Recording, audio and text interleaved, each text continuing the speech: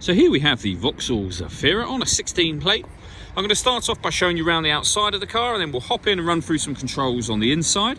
But from the outside you can see it's a 5-door car with alloy wheels. Let's start off inside the boot and then work our way around the rest of it from there. So as we approach the boot, you can see we have reversing sensors, plenty of boot space as well. Currently only 5 seats are in place. Let me show you what it's like with the 2 rear ones folded out as well. And that's how much boot space you have as a 7-seater.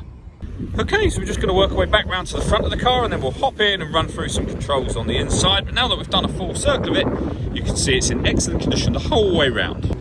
Just briefly before we climb in, I think it's while we're seeing the interior from this exterior point of view, there's plenty to run through on the dashboard, so let's hop in and we'll do that now.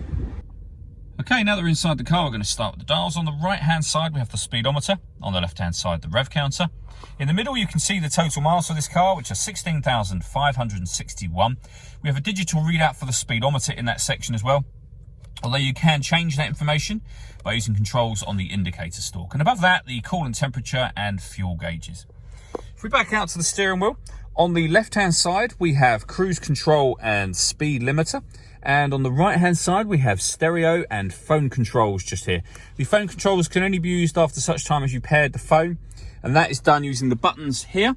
So you'd hit the phone button, then use this dial to follow the instructions up on screen from there. We're not going to do that at the moment. When it comes to music, we have DAB radio, AM and FM as well. If you want to listen to your own music, you can do that via the CD player that's just here. There is also auxiliary and USB inputs on top of that as well. Below that, we have the air conditioning. So you can select the fan speed, the temperature from there, fan speed from over here. You can determine where you'd like the air to be distributed. When you're happy with those settings, that button turns the air conditioning on and off again, of course. If you wish to, you can recirculate the air that's in the car. That's a great way of heating it up or cooling it down quickly depending on the temperature you've set over here. You can turn it off just as easily as you turned it on. Under that section we have a cubby hole.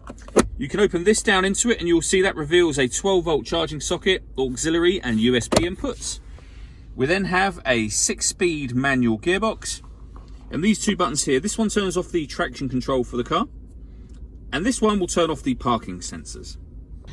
All that leaves me to say is thank you for taking the time to watch this video. If you'd like to come and see the car in person and have a test drive, please feel free to call any of our MJA sites. We'd love to hear from you soon.